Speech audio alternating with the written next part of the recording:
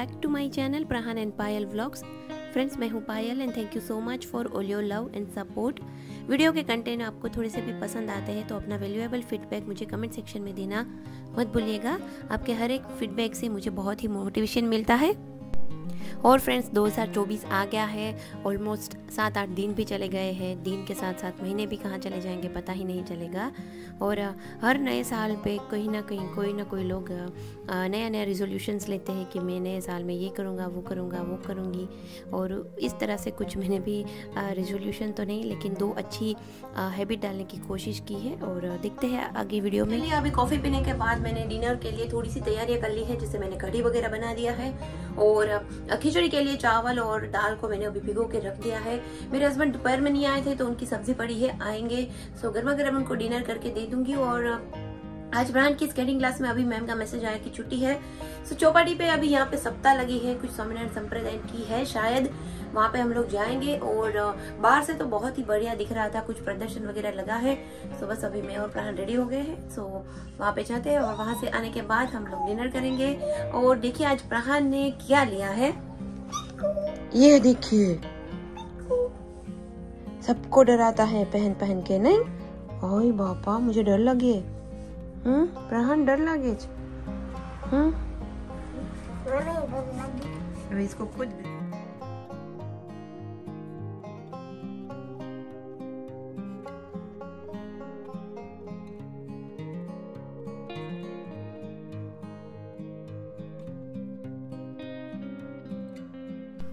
तो पोरबंदर चौपाटी का जो ग्राउंड है वहाँ पे हर साल कोई ना कोई सप्ताह वगैरह लगता है। तो इस बार कोई शायद कोई रमेश भाई धड़ुक ऐसा कुछ नाम था, उन्होंने यहाँ पे सप्ताह रखी थी। जो कि यहाँ पे सभी लोग कहते हैं कि जब धड़ुक भाई सप्ताह करते हैं तो वो बहुत ही धूमधाम से करते हैं। और सच में बहुत ही यहाँ पे अरेंजमेंट अच्छा था, बहुत ही अलग तरीके से यहाँ पे श्रीमद् भागवत सप्ताह थी। देखने में बहुत अच्छा था, बच्चों को भी यहाँ पे मज़ा आए ऐसा एनवायरनमेंट था। और बहुत ही क्लीनलीनेस थी, डेकोरेशन भी बहुत ही ज़बरदस्त था। सो हम लोग आए थे, उसके 2-3 दिन के बाद मैंने सोचा कि ये ख़त्म हो जाए उससे पहले एक बार वहाँ पे जाना तो ज़रूर बनता है। सो मैं और प्राण वहाँ पे गए थे। थोड़ी देर बैठने के बाद हम लोग वापस आ गए थे घर। और यहाँ पे ना छोटे छोटे इस तरह के जैसे जगन्नाथ जी का मंदिर है, ऐसा ही सेम मंदिर जैसा यहाँ पे बनाया है। फिर केदारनाथ था, इससे हर एक जगह का जो मंदिर है, बड़े बड़े जैसे हमारे तीर्थ धाम है, वो सभी का एक छोटे छोटे डेमो यहाँ पे बनाए थे। तो बहुत ही अच्छा अरेंजमेंट था। फिर वहाँ से आने के बाद मैंने कढ़ी बना के मैं गई थी और सुबह में ये पापड़ी गाठिया लेके आई थी। सो मैंने डिनर में ये कढ़ी एंड पापड़ी गाठिया किया था। और उसके बाद तो मैंने कुछ भी शूट नहीं किया था। फिर बस सो ही गए थे, कुछ ऐसा खास कुछ नहीं किया था। और उसके बाद यहाँ पे मिल रही हूँ आप सबसे मॉर्निंग में। सो कल के बाद से सीधा आप सबको सुबह ही मिल रही हूँ। अभी सुबह का वैसे टाइम नहीं रहा, 12 बज गए हैं, लंच टाइम हो गया है। और आज लंच में वैसे कल मैंने डिनर के लिए खिचड़ी बनाई थी, अपने हस्बैंड के लिए कढ़ी बनाई थी उसके साथ, बट उन्होंने खिचड़ी नहीं खाई। सो खिचड़ी पड़ी थी तो मैंने खिचड़ी को फ्राई कर लिया है और एकदम से बढ़िया सा लहसुन प्याज डाल के वघारेली जो खिचड़ी बोलते हैं गुजराती में, वो बना दिया है। और उसके साथ मुझे ना वघारेला रोटला बहुत पसंद आता है, छाछ वाला। सो मैंने सुबह उठ के तुरंत ही, मैंने रात को ही डिसाइड कर लिया था कि ये बनाऊंगी, तो सुबह उठ के तुरंत ही मैंने 2 छोटे छोटे रोटला है वो बना के रख दिया था ताकि दोपहर तक ये थोड़ा सा ठंडा हो जाए। अब ठंडा हो गया तो उसको मैंने थोड़ा सा एकदम से बारीक बारीक टुकड़े कर लिए हैं। और छाछ वाली ये रोटला की सब्जी बनाऊंगी, बहुत ही अच्छी बनती है, टेस्टी बनती है। और कभी कभी इस तरह से रोटला अगर बच जाए तो भी आप इसे ट्राई कर सकते हैं। और मैं तो जनरली हमारे यहाँ तो रोटला इतना बचता ही नहीं है। और हर बार मैं तो जब भी इसका खाने का मुझे मन करता है तो मैं रोटला है वो बना के ठंडा करके फिर इसकी सब्जी बनाती हूँ। सो कढ़ाई में ऑयल गरम करने के लिए रख दिया है। जैसे ही ऑयल गरम हो जाए उसके अंदर मैंने थोड़ी सी राई यानी सरसों ऐड किया है, उसके साथ थोड़ी सी हींग, कड़ी पत्ता डाल के अच्छे से इसे मिक्स किया है। और उसके साथ साथ यहाँ पे एकदम से बारीक कटा हुआ लहसुन ऐड किया है। लहसुन इसमें ज़रूर डालिए, बहुत ही अच्छा टेस्ट आता है। और बारीक कटी हुई हरी मिर्च भी ऐड कर दी है। अच्छे से उसे मिक्स कर दीजिए, थोड़ी देर पकाए। हमें लहसुन को यहाँ पे गोल्डन ब्राउन जैसा टेस्ट मतलब नहीं करना, उसका कलर उसको 50% ही कुक करना है। उसके बाद तुरंत ही इसके अंदर हम प्याज ऐड कर देंगे। प्याज को भी मैंने बारीक चॉप कर लिया है। और थोड़ी देर प्याज पकने के बाद उसमें हम मसाला ऐड करेंगे। बहुत ही बेसिक से मसाले इसमें डलते हैं। हल्दी, लाल मिर्च पाउडर, धनिया जीरा पाउडर, दैट्स इट। और हम कुछ भी इसमें मसाला ऐड नहीं करेंगे। मिक्स करेंगे और उसके बाद गैस की फ्लेम को हम बंद कर देंगे। और अब यहाँ पे हम ऐड करेंगे छाछ यानी कि बटर मिल्क। और जब भी हम छाछ ऐड करते हैं उस टाइम पे गैस की फ्लेम बंद कर दीजिए, ताकि हमारी जो छाछ है वो एकदम से हाई टेम्परेचर की वजह से फट ना जाए। और छाछ डालने के बाद अच्छे से मिक्स कर दीजिए। थोड़ी देर रहने के बाद उसमें नमक डालिए, गैस की फ्लेम ऑन कर दीजिए और उसे इस तरह से चलाते रहिए। मैं तो अक्सर यही करती हूँ कि जब भी मैं इस तरह से रोटला वगैरह बनाती हूँ तो मैं उसे चलाती रहती हूँ, ताकि जो छाछ है वो हमारी फट ना जाए, वरना दही दही अलग हो जाता है और पानी पानी भी अलग हो जाता है। और जब एक बॉईल आने की शुरुआत हो जाए उस टाइम पे ये जो हमने एकदम से बारीक कटा हुआ जो बाजरे का रोटला रखा था वो हम इसके अंदर ऐड कर देंगे, अच्छे से मिक्स कर देंगे और ढक के उसे और धीमी आंच पे 10 मिनट तक पकाएंगे। एंड बीच बीच में उसे चलाते रहिएगा, वरना जो रोटला है वो नीचे बैठ जाता है। और करीब 10-12 मिनट के बाद देखिए ऊपर से ऑयल भी सेपरेट हो गया है और हमारी सब्ज़ी भी बहुत ही अच्छी एकदम से गाढ़ी बन के रेडी हो गई है। ये सब्ज़ी आप चाहो तो वैसे भी ऐसे ही खा सकते हैं, वघारेला रोटला। और मेरे घर में तो ये गुजराती जो सादी खिचड़ी बनाते हैं उसके साथ खाते थे और मेरे हस्बैंड इसे रोटी के साथ खाते हैं और मैं तो इसे ऐसे ही खाती हूँ। और इसके साथ साथ जो कल की मेरी खिचड़ी पड़ी थी तो मैंने सोचा उसको भी थोड़ा सा फ्राई कर लेती हूँ, इसलिए यहाँ पे मैंने थोड़ी सी मसाला खिचड़ी बनाई है। और ये रोटला और अभी मार्केट में ना मोगरी आती है, हरी वाली जो मोगरी आती है, उसमें बस मैंने बेसिक मसाले डाले हैं और हरी मिर्च के साथ मैंने अपना जो लंच है वो कंप्लीट किया था। बहुत ही अच्छी बनी थी, यम्मी बनी थी और ये सब्ज़ी गरम गरम खाने में ही अच्छी लगती है। उसके बाद दोपहर में थोड़ी देर के लिए प्रहान के साथ साथ मैं भी सो गई थी। और नए साल का जो मेरा रेजोल्यूशन था, मतलब जो हैबिट डालने की मैंने कोशिश की है वो यही है कि सबसे पहले तो मैं जो दोपहर की नींद लेती हूँ उसको मुझे कम करना है। जैसे मैं सोती हूँ तो 1.5 से 2 घंटा फिर मुझे उठने का मन नहीं करता, उसकी जगह पे मैं एक छोटी सी नैप लेने की कोशिश करूँगी, जिससे 15-20 मिनट की अगर हम नैप ले लें ना तो भी हमारा मतलब बॉडी को जितना रेस्ट चाहिए उतना मिल जाता है। और उसके साथ साथ दूसरी जो एक मैं हैबिट डेवलप करने वाली हूँ वो मैं आगे बताऊंगी आपको वीडियो के एंड में, सो वीडियो को एंड तक ज़रूर देखिए। और अभी यहाँ पे मैं वही बता रही हूँ कि जैसे देखिए, जैसे ही मैं मंदिर साफ़ कर रही थी उस टाइम पर अचानक से मेरा ध्यान गया कि दूध है वो एकदम से उभरने लगा था। और आज हुआ यूँ कि जब मैं उठ के चाय बनाने लगी थी तो मेरा पहली चाय है वो बिगड़ गई। फिर मैंने सोचा कि शायद जो भगोना होता है वो कभी कभी ख़राब होता है, तो चाय बिगड़ गई। उसके बाद मैंने दूसरी चाय चढ़ाई तो वो भी ख़राब हो गई। फिर मुझे पता लगा कि दूध ही ख़राब है, सो मैंने यहाँ पे दूध में से पनीर डालने के लिए रख दिया है। फिर मार्केट गई थी, फिर वापस से दूध लेके आई, उसे गर्म करने के लिए रखा। और दूध यहाँ पे देखिए मैं वही बता रही थी कि दूध है वो एकदम से उभर के नीचे गिर गया था। 2 सेकंड अगर मुझे लेट होता ना तो पूरा ही दूध एकदम से फैल जाता मेरा। सो बस मैं वही कह रही थी कि आज तो पता नहीं कौन सा दिन आ गया है।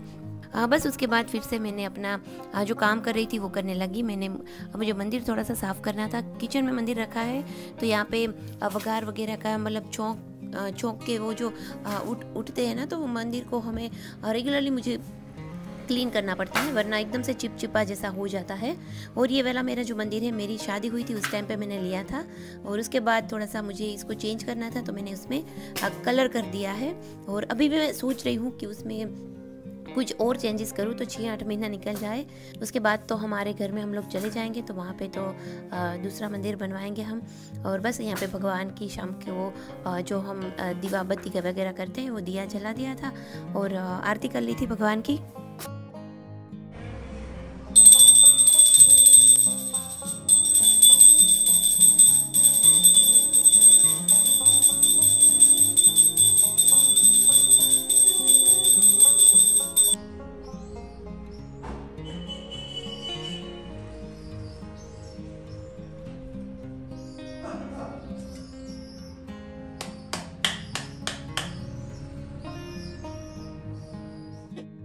और यहाँ पे देखिए ये सारी चीज़ों से आज हम बनाएंगे विंटर की एकदम स्पेशल रेसिपी, वो है गोंद पाक। और यहाँ पे मैंने लिया है अभी घी जैसे ही थोड़ा सा गर्म हो जाए तो उसके अंदर एक गोंद का टुकड़ा डाल के देखिएगा, अगर वो अच्छे से फूलता है यानी कि घी गर्म हो गया है।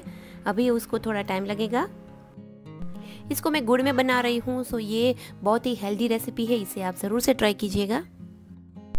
और यहाँ पे थोड़ा थोड़ा करके गोंद घी में फ्राई कर लीजिए। और ये जैसे हम घी में डालते हैं उसके बाद फूलने लगते हैं, सो थोड़ा थोड़ा ऐड कीजिए और इस तरह से इसे चलाते रहेंगे तो ये जलेंगे नहीं। और इसमें थोड़ा सा कलर चेंज हो जाए, यानी कि लाइट एकदम से गोल्डन जैसा कलर आने लगे, उस टाइम पे इसे निकाल दीजिए। और ये जो गोंद है ना वो घी बहुत ही एब्जॉर्ब कर लेता है, सो इस बात का ध्यान रखिए। और यहाँ पे मैंने थोड़ी थोड़ी बैच में करीब 3 से 4 बैच में मैंने सारे ही गोंद को अच्छे से फ्राई कर लिया था। और बस यहाँ पे देखिए इस तरह से मैंने सारे ही गोंद को फ्राई कर लिया है। इसमें से मैंने थोड़े से गोंद को निकाल दिया है गार्निशिंग के लिए। देखिए ये वाली जो कटोरी है वो अभी मैं साइड में रख दूँगी। और इसी पैन में अब हम थोड़ा सा घी और ऐड करेंगे और अभी हम बनाएंगे गोंद पाक। इसके लिए यहाँ पे मैंने कोई भी मेज़रमेंट के हिसाब से मैंने चीज़ें नहीं ली, यहाँ पे मैंने अपने हिसाब से सारी चीज़ें अंदाजे से ली है। और वैसे मैंने सारी चीज़ें एक एक कटोरी नाप के लिया है। और घी गर्म हो जाए उसके अंदर मैंने यहाँ पे भाकरी का आटा ऐड किया है। अगर आपके पास भाकरी का आटा नहीं है तो आप नॉर्मल गेहूं का जो आटा होता है रोटी का वो भी ले सकते हैं। और यहाँ पे थोड़ा सा घी मुझे कम लग रहा था तो मैंने 2 चम्मच जितना घी ऐड कर दिया है, यानी कि अभी पूरी ही कटोरी एक जो थी वो मुझे इसे बनाने में लग गई है। और अभी आटे को अच्छे से इसमें मिक्स कीजिए और अच्छे से हमें इसे भुनना है। और अभी देखिए इसका जो कलर है वो वाइट जैसा लग रहा है, क्रीम जैसा। इसको हमें डार्क गोल्डन ब्राउन जितना कलर आ जाए तब तक अच्छे से इसे भुनना है। सो बस इसे चलाते रहिएगा, बीच में इसे छोड़िएगा मत। और लग गया साइड में मैंने जो ड्राई फ्रूट्स थे उसको भी रोस्ट कर लिया क्योंकि मुझे उसका पाउडर बनाना है।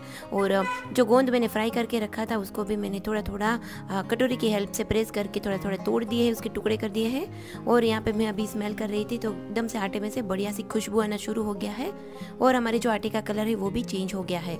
इसी टाइम पे अब यहाँ पे हमने ऐड किया है ड्राई फ्रूट पाउडर। यहाँ पे मैंने सारी चीज़ें एक एक कटोरी ली थी, जैसे 1 कटोरी काजू बादाम, थोड़ा सा पिस्ता लिया था और 1 कटोरी जितना मैंने अखरोट लिया था। और ये जो मेरा ड्राई फ्रूट पाउडर है वो थोड़ा सा पेस्ट जैसा बन गया था क्योंकि मैंने इसमें अखरोट है वो ज़्यादा ऐड किया था, इसीलिए उसमें से ऑयल रिलीज़ बहुत होता है इसीलिए। पर यहाँ पे आप इसकी बिल्कुल चिंता मत कीजिए, यहाँ पे इसे आप थोड़ी देर में इन सब चीज़ों के साथ भुनेंगे तो इसका जो टेस्ट है वो एकदम से बढ़िया आता है। और लगे हाथ मैंने यहाँ पे जो कोकोनट रखा था, जो मैंने ग्रेट करके कोकोनट रखा था वो भी 1 कटोरी इसके अंदर ऐड कर दिया है। सभी चीज़ों को अच्छे से मिक्स करने के बाद मैंने यहाँ पे 2 चम्मच जितना सौंठ पाउडर ऐड किया है और उसे भी ये जो स्पैचुला की हेल्प से बहुत ही अच्छे से सारी चीज़ें मिक्स कर दीजिए। यहाँ पे देखिए सारी चीज़ें अच्छे से मिक्स करने के बाद हमने जो गोंद को फ्राई करके रखा था वो गोंद हम इसके अंदर ऐड कर देंगे। और जैसे ही हम इसमें गोंद ऐड करते हैं तो इसमें एक्स्ट्रा थोड़ा सा हमें नमी जैसा लगता है क्योंकि गोंद में से भी घी है वो थोड़ा थोड़ा सेपरेट होता है, इसीलिए अब गोंद को हमें अच्छे से ये जो मिश्रण हमने बनाया है उसके अंदर मिक्स करना है।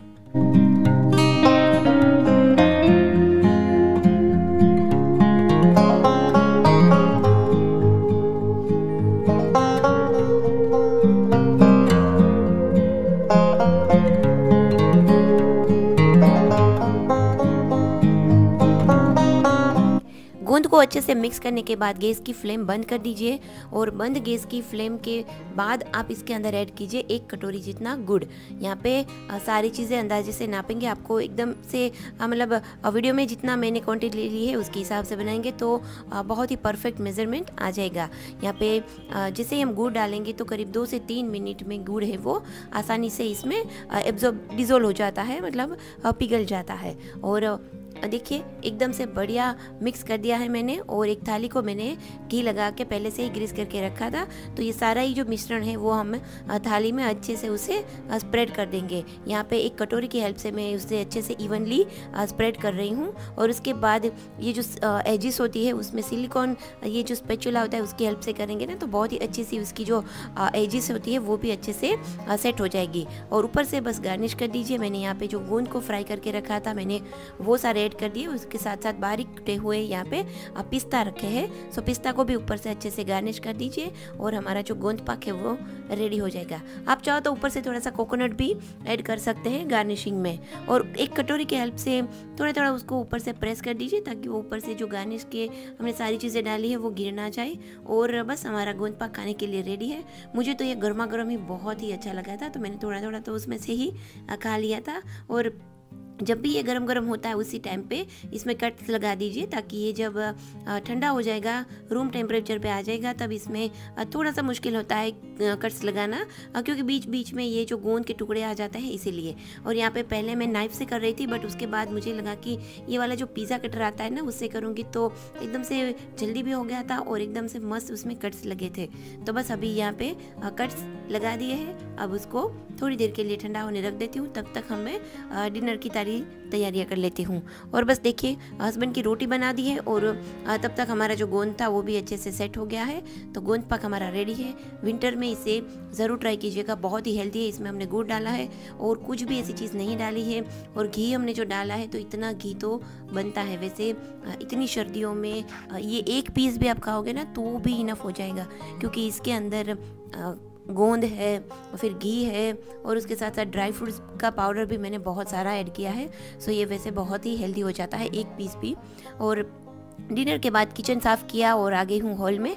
अब देखिए आज ना शाम को मैंने कपड़े थोड़ा लेट से सुखाए थे तो अच्छे से कपड़े सूखे नहीं हैं। सो अभी स्टैंड को मैंने अंदर ले लिया है, सुबह तक ऐसे ही पड़े रहेंगे तो अच्छे से सूख जाएंगे। और बस अभी नींद आ रही थी, प्राण भी रूम में चला गया है, हस्बैंड भी सो गए थे।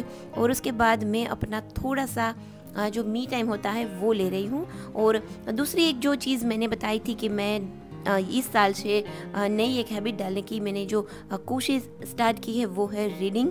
हो सके उतना मैं अपना टाइम दूंगी रीडिंग में।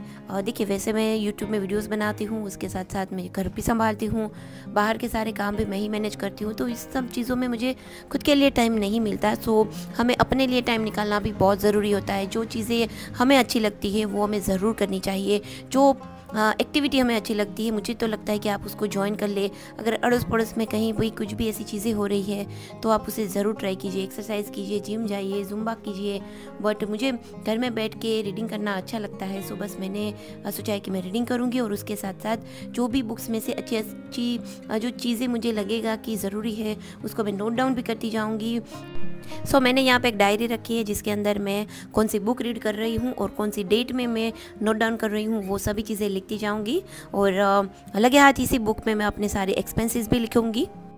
और इसके साथ ये जो एक्सपेंसेस है घर में, मतलब कैसे चीज़ों को मैनेज करना, कैसे हम कम से कम शॉपिंग करके घर को चलाएं, उसके लिए एक पर्टिकुलर अलग से वीडियो बनाऊंगी। सो फिलहाल इस वीडियो को मैं यहीं पे एंड कर रही हूँ। आई होप कि आपको वीडियो अच्छा लगे। अगर अच्छा लगे तो लाइक, शेयर एंड सब्सक्राइब ज़रूर कीजिए।